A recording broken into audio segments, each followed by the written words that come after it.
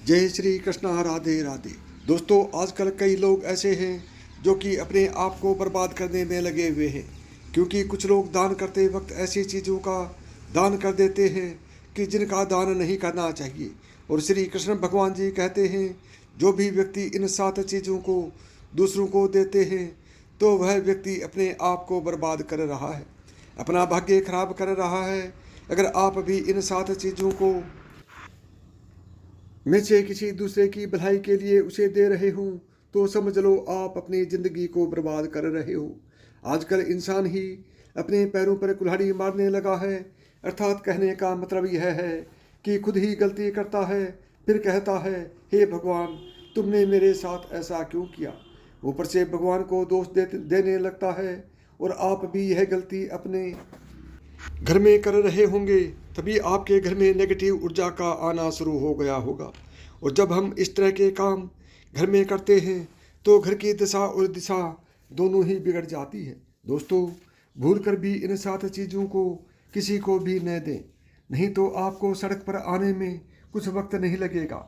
भगवान श्री कृष्ण के अनुसार मनुष्य को अपने घर की चीज़ें भूल से भी दूसरों को कभी उधार में अथवा भेंट में नहीं देनी चाहिए।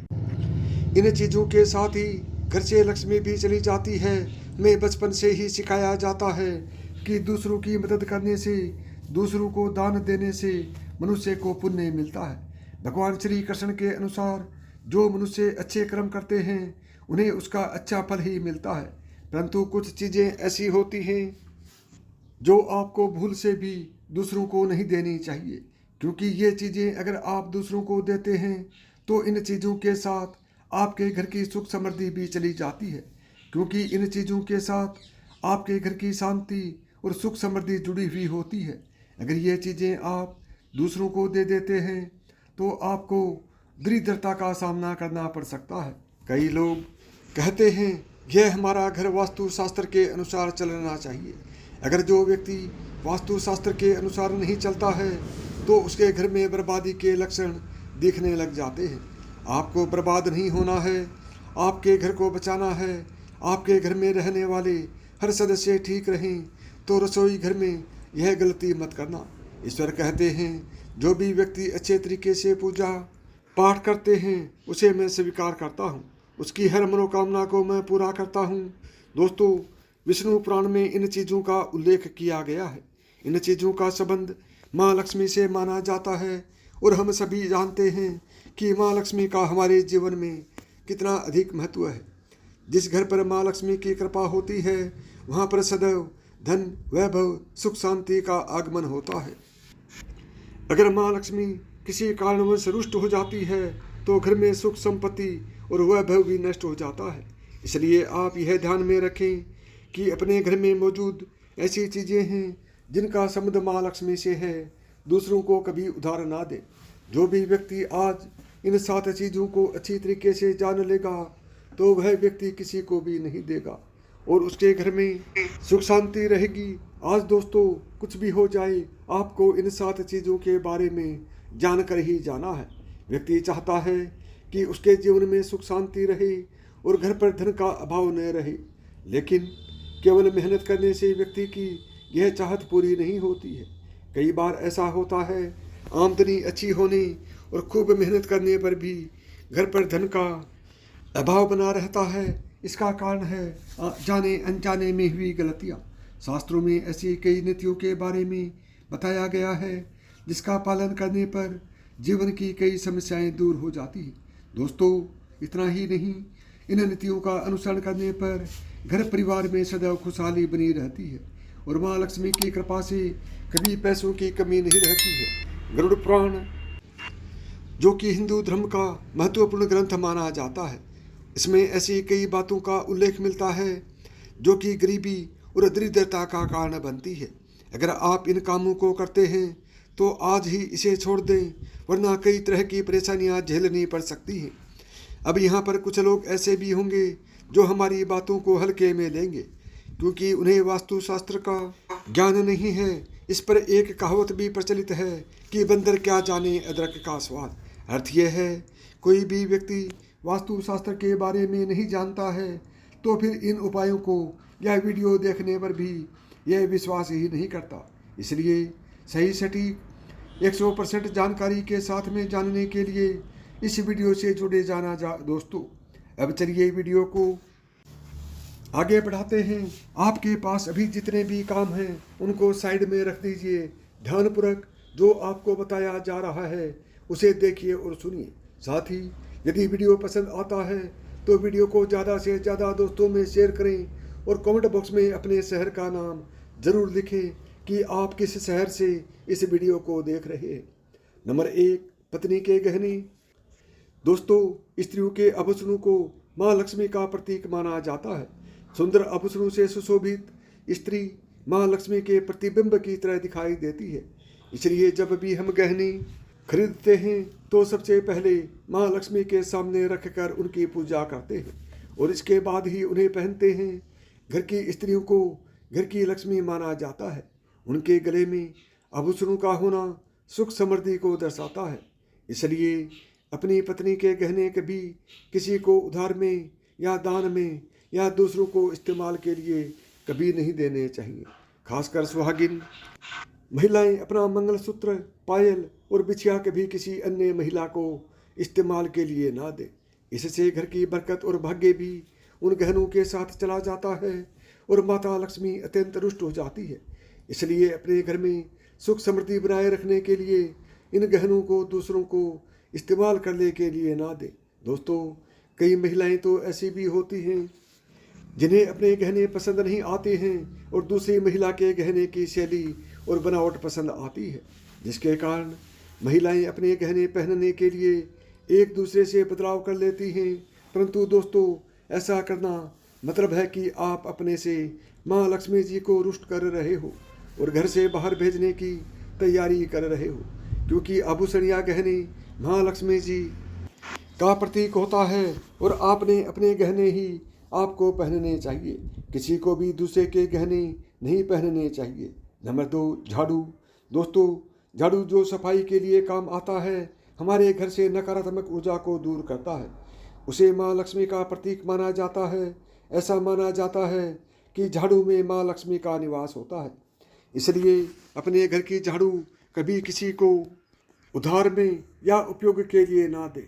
अगर झाड़ू खराब हुई है तो उसे किसी प्रवाहित जल में बहा दें, लेकिन उसे किसी को उधार में ना दें या कचरे में ना फेंकें, क्योंकि अगर आपके घर की झाड़ू कोई दूसरा उपयोग करता है तो इसका असर आपके घर की सुख शांति पर पड़ता है। इसके साथ यह भी ध्यान में रखें कि दूसरों के घर की झाड़ू का अपने घर में कभी प्रयोग ना करें, क्योंकि ऐसा करने से उनके घर की नकारात्मक ऊर्जा आपके घर में आ सकती है। आपको हमेशा झाड़ू को छिपा कर रखना चाहिए। इसे ऐसी जगह रखें जिससे बाहर से आने वाले व्यक्ति की नज़र इस पर ना पड़े। यदि आप झाड़ू को खुली जगह पर रखते हैं तो घर में वास्तु दोष लग सकता है। इसके साथ ही आपको टूटी हुई झाड़ू को भी घर से तुरंत बाहर निकाल देना चाहिए। लेकिन आपको इस बात का ध्यान भी रखना चाहिए कि कभी भी झाड़ू को बिस्तर के नीचे नहीं रखना चाहिए और इसे किचन में भी नहीं रखना चाहिए। इससे आपके परिवार के लोगों के बीच लड़ाई झगड़ा बढ़ सकता है। आपको इस बात का ध्यान रखना चाहिए कि झाड़ू पर कभी भी पैर नहीं लगने चाहिए। यदि आप झाड़ू को पैर लगाने से घर में वास्तु दोष हो सकता है और आपको आर्थिक हानि भी हो सकती है। अगर आप घर में झाड़ू रखती हैं तो इसे रखने के सही वास्तु नियमों के बारे में ज़रूर जान लेना चाहिए, जिससे आपकी आर्थिक स्थिति अच्छी बनी रहे और घर में खुशहाली आए। कभी भी आपको घर के किसी भी व्यक्ति के घर से बाहर निकलते ही आपको झाड़ू का इस्तेमाल नहीं करना चाहिए। इससे बाहर जाने वाले व्यक्ति को अपने कार्यों में सफलता नहीं मिलती है। दोस्तों, यही नहीं, यदि आपके घर में नई बहू का आगमन हो या बेटियां घर से ससुराल जा रही हों, तब भी आपको तुरंत झाड़ू नहीं लगाना चाहिए। मान्यता है कि ऐसा करने से आपके घर की लक्ष्मी रूठ जाती है और आपको धन हानि हो सकती है। नंबर 3, सूरज डूबने के पश्चात दूध, दही, चावल, नारियल, आटा ऐसी सफ़ेद चीज़ों का दान करना या दूसरों को उधार में देना अशुभ माना जाता है। ऐसा माना जाता है कि सफ़ेद चीज़ों से बुरी नज़र जल्दी लग जाती है। इसलिए सूरज अस्त होने के पश्चात अपने घर की वस्तुएं दूसरों को नहीं देनी चाहिए। इन चीज़ों को दान करने से आपके घर की सकारात्मक ऊर्जा कम हो सकती है। अगर आप किसी को दान ही देना चाहते हैं तो उन्हें बाजार से खरीद कर दे सकते हैं, परंतु अपने रसोई घर से उठाकर भूल से भी दूसरों को ना दें।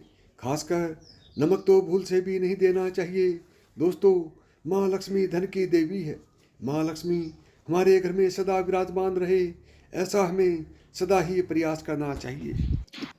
जिस घर पर महालक्ष्मी की कृपा होती है वहाँ पर धन की वृद्धि अवश्य होती है। इसलिए अगर आपने अपनी पत्नी के पास कोई धन रखा हुआ है तो वह पैसा किसी को उधार में नहीं देना चाहिए। अगर आप किसी को अपनी पत्नी के पास रखा हुआ धन उधार में देते हैं तो आपके घर से लक्ष्मी चली जाती है और भविष्य में आपको पैसे की तंगी का सामना करना पड़ सकता है। खासकर त्योहार एकादशी के दिन अपनी तिजोरी में रखा हुआ धन दूसरों को कभी ना दें। नंबर 5, महालक्ष्मी वैभव प्रदान करने वाली, सौभाग्य देने वाली, ममता की मूर्त है। साथ ही वह अन्नपूर्णा भी है। इसलिए हम अन्न ग्रहण करने से पहले माँ अन्नपूर्णा को धन्यवाद अवश्य करते हैं। रसोई घर की शुद्धता और संपन्नता उतनी ही आवश्यक है जितनी धन की। वास्तु 5वीं वस्तु है रसोई घर का चकला बेलन और तवा। जी हाँ, आपको रसोई घर का चकला बेलन और तवा दूसरों को कभी इस्तेमाल के लिए या उधार में नहीं देना चाहिए। ये चीज़ें दूसरों को देने से आपका भाग्य भी उन्हीं के साथ चला जाता है। माँ लक्ष्मी को अत्यंत प्रिय है, इसलिए ऐसा कभी ना करें। अपने घर का चकला बेलन या दूसरों के उपयोग के लिए कभी ना दें, नहीं तो आपके घर में दुर्भाग्य का वास हो सकता है। नंबर 6, नुकीली वस्तु जैसे चाकू, कैंची तथा तलवार आदि भी कभी दान में नहीं देना चाहिए। ज्योतिष विद्या में ऐसा करना नुकसानदायक बताया गया है। माना जाता है कि नुकीली वस्तुओं का दान करने से परिवार की सुख शांति भंग होती है। इसके अलावा घर के सदस्यों के बीच तनाव बढ़ने के साथ रिश्ते खराब होने की भी आशंका रहती है। कई बार लोग अन्य चीज़ों के साथ स्टील के बर्तन भी दान में देते हैं, लेकिन ज्योतिष शास्त्र के अनुसार स्टील के बर्तनों का दान करना हमारे घर के लिए अशुभ हो सकता है। धार्मिक मान्यताओं के अनुसार स्टील के बर्तन दान करने से परिवार की सुख शांति भंग होती है और झगड़े आते हैं। इसकी वजह से घर में आर्थिक तंगी बनी रहती है। इसलिए स्टील के बर्तन दान करने से बचना चाहिए। अगर आप भी स्टील का बर्तन दान करते हैं तो आगे से ना करें। कभी भी प्लास्टिक से बनी चीज़ों का दान नहीं करना चाहिए। सूर्यास्त के बाद प्याज और लहसुन दान नहीं करना चाहिए। नंबर 7, फटे हुए ग्रंथ और किताबें। माना जाता है कि कभी भी फटे हुए ग्रंथ और किताबों का दान नहीं करना चाहिए। इन चीज़ों का दान करना अच्छा संकेत नहीं माना जाता है। कभी भी इस्तेमाल किया हुआ तेल या खराब हो चुके तेल का दान नहीं करना चाहिए।